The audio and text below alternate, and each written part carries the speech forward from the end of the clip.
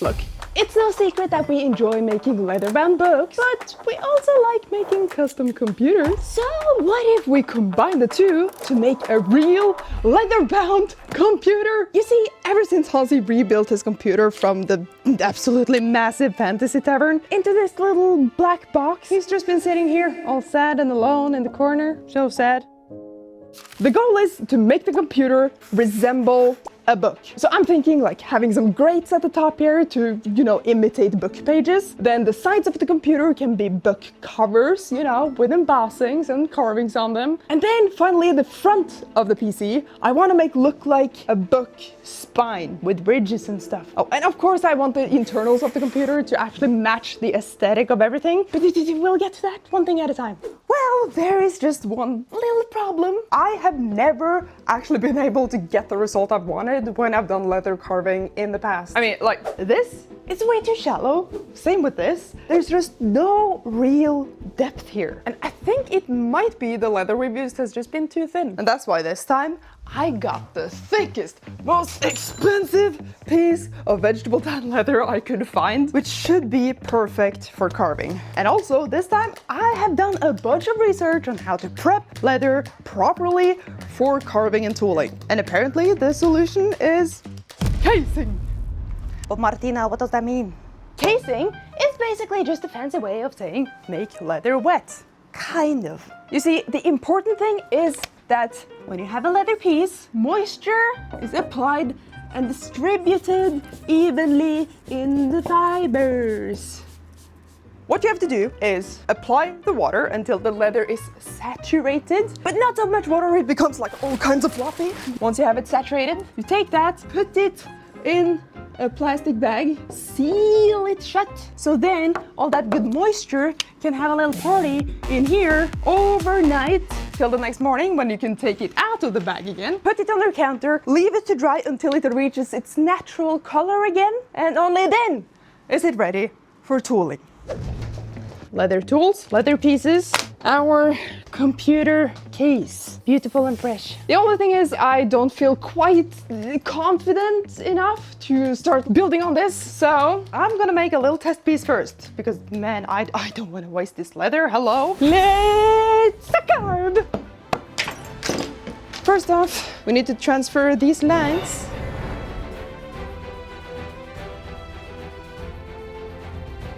So we got the lines carved in, and now comes the stamping. I think I'm just gonna start with stamping in the background and then try to make it a bit more 3D after.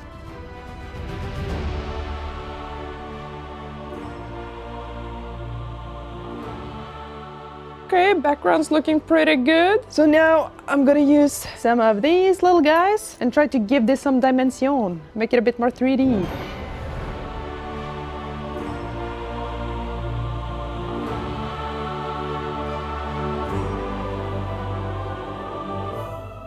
Excuse me?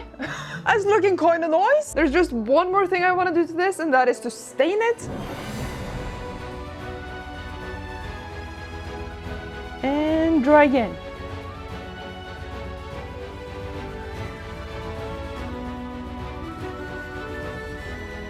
Dude, I think we have it. That was a lot of work just for a little test piece. Oh yeah, this is where the actual project begins. Okay. All right, folks, testing's over, which means it's showtime.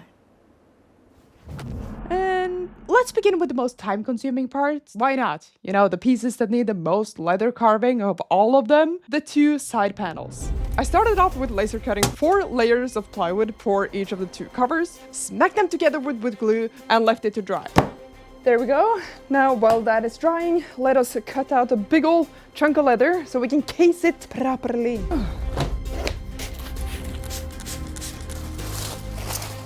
And leave it overnight. So I let the leather rest for a little bit, and in the meantime I routed out the corners of the book covers just to give them a bit more dimension. That looks so much better. And so it is time to glue the leather to the wood covers, which turned out to be a lot harder than I expected it to be because, oh boy, he's thick. How on earth is this gonna go? Just gonna find the edges. I think we need to just cut it open in the center, make it a bit easier. Well, this was the moment that things started to get very chaotic, very fast. Not good. What's going on? The leather is just too thick, so it's like impossible to get it into the embossings. Like, the issue is that you're not able to like push it down. Yeah. Is there any tools we can use or anything to I don't know. I'm kind of just panicking. Basically what happened was that the leather we're using here is extremely thick. Like 4.5 mil thick. Perfect for carving, but not the best for embossing and wrapping around tight corners. Right after we'd applied the glue, we quickly realized that we were not prepared for how difficult it was to shape this leather. And so we had to just scramble to try to make a jig that could help us shape this leather around the wood before the glue started to set. Once we got this cut out, it's going to be smaller than the square in the center, so we can then take this, hopefully, and like squish it and clamp it down in the center. I don't know, I'm just hoping it works. If it doesn't, then I don't know. Honestly, the chaos just got worse from here because we couldn't clamp to the table, so we had to get another one. Go! And you know it's about to get real when you have to bring out the galvanized square Steel. I'm not in the mood for this. In the end, we did manage to clamp it down and get the leather embossed, but I mean, the glue is probably dry now anyway. But wait, can this work if we just let it dry now? So it kind of gets the shape, and then we remove the whole piece of leather, and then we use contact cement to put it back on? I guess. Well, we won't actually know if that's possible before a few hours from now, so time to go through the clamping chaos again, just on the floor, since we're out of clamps. Nice. Let's see if we can peel it off. Yeah, that really didn't work with that glue. But that's good in this case. Hey, nice. Okay, I think that's gonna work. Now let us take contact cement, smoosh it on there. And now I have one shot to get this alignment right. No pressure work, you know, just nice and slow. There. Okay, looking good. Well, I think we got the alignment right. Well, that was easier than expected. Soft it in there. Galvanized square steel, baby. And now we wait again. Now let's see what this looks like. Ooh, okay, can't complain. That's looking kind of nice. With the fact that this leather is so freaking thick, I think this looks pretty good. Okay, the excitement is coming back. Let's get these edges folded and glued. Now try to thin it down a little bit. Maybe it's easier to fold it in.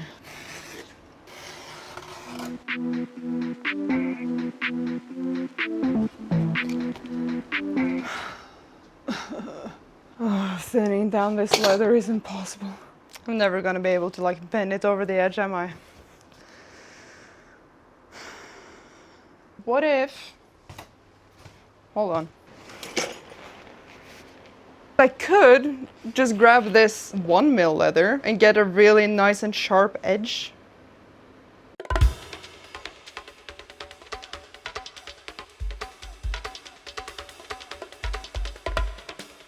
Why didn't I do this from the start? You know what? You gotta have a small brain before you can have a big one.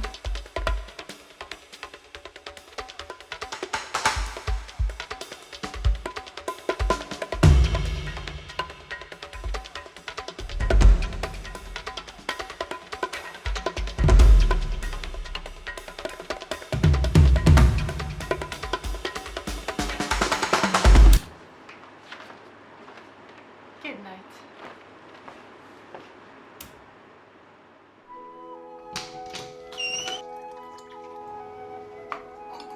At freaking last, my friends, we can do the carving. Oh, man, it was a road to get here. Jeez. Oh, but this is gonna be good.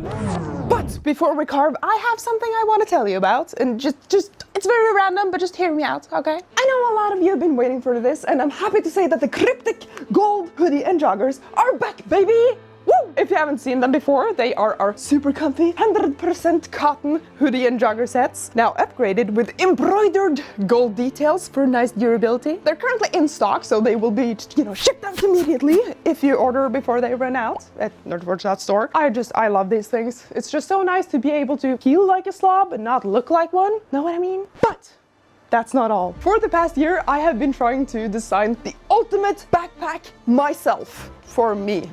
We've made many iterations to test, what works and not least what doesn't work, with 3 goals in mind: to make it sturdy, make it functional, and most importantly, cool looking. First of all, it has so many compartments. In the front, there's 1 compartment, 2 compartments. This one has lots of little sub-compartments. Then on both sides, you have another compartment, another compartment, and not to mention these pretty big water bottle compartments where you can just easily slot a 1.5 liter bottle in there. Then on the back here, which I think is a neat little detail, is a luggage strap. And there's a hidden little passport room in here. There's no way someone's gonna come like this and try to grab it. Nice and safe. And then finally on the outside, we have a little separate laptop compartment here, so you can access it without having to actually get into all your stuff. And then this is probably one of my favorite things. You can open the backpack in the front like this, normal backpack. But oh wait, there's more! It can actually open all the way down, baby! Look at that! I hate traveling with suitcases, but having a backpack that serves as a suitcase, where I can look into it, it's organized, you can secure it with these straps. I love it. Oh, and also on the inside, more compartments, mesh pockets on the side, little key pocket here, a little room for smaller tech and notebooks and stuff. And what's also pretty cool is that all the print you see here, that's a gray color, is actually reflective. So if you're out in traffic, you're gonna stay safe in the dark because you're gonna be lighting up like the star you are. And what's kind of cool is that on the front flap here, you can also secure pretty big items right here, like an easel, jacket, whatever. Yeah, that was my sales pitch. Okay, thank you. If you're interested, you can pre-order at nerdforge.store. And let's get carving. Woo!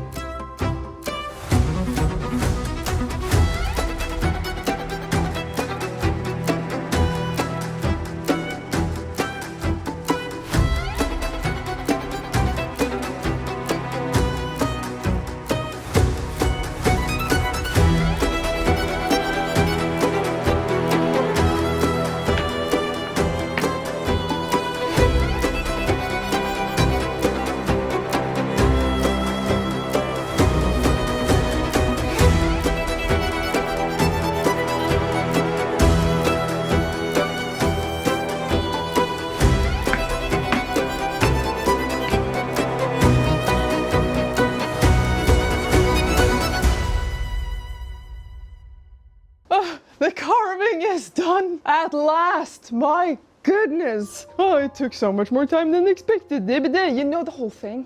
But yeah, it took so much more time than expected.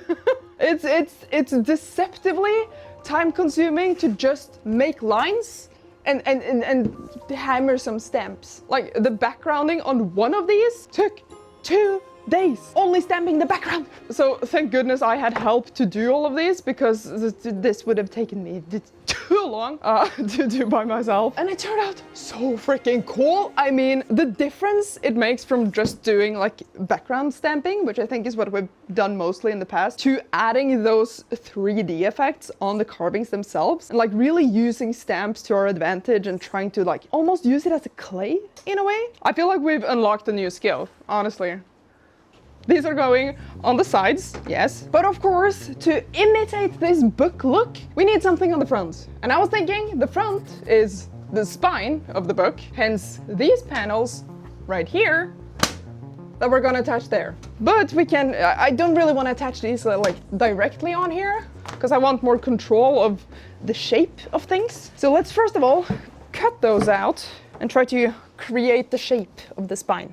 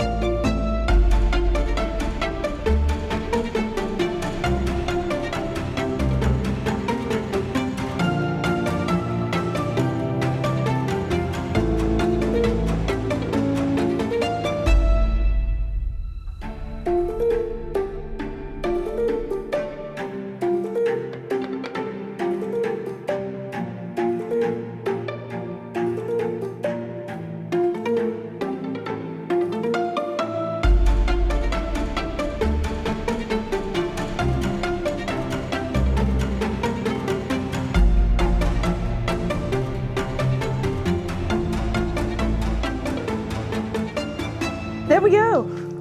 Spine elements are done.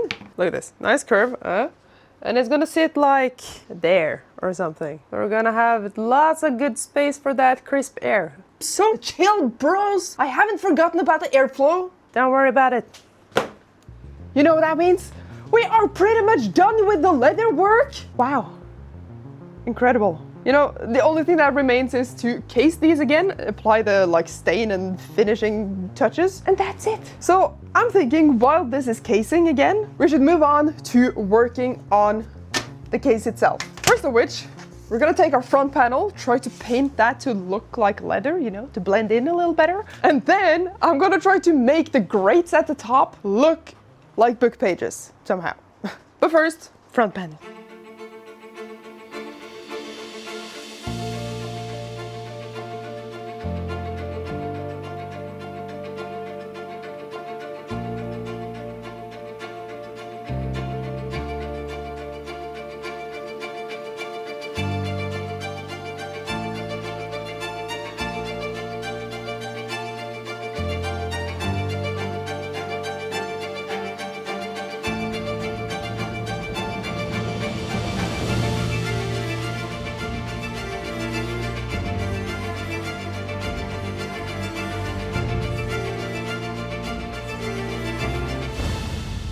And there we go. I ended up also painting the case because I thought it should be kind of the same color. And yeah, it looks a little more rusty than leathery. Leather turned out to be quite hard to paint, but you know, I don't really mind. I think this is gonna look good together with the leather. Case painting, done. Final thing we're gonna do to try to sell this book illusion is to create book pages at the top here. I've laser cut a bunch of these little strips of thin MDF. The idea is that we have these that we can use as spacers. We put the long strips like this, and then if we sandwich some paper on either side of all of these, we still get spaces in between, you know, for the air. But when you see it from here, it's just gonna look like a book. And also the leather is now ready for staining, and you know what that means. It's freaking time for assembly, baby! Let's go.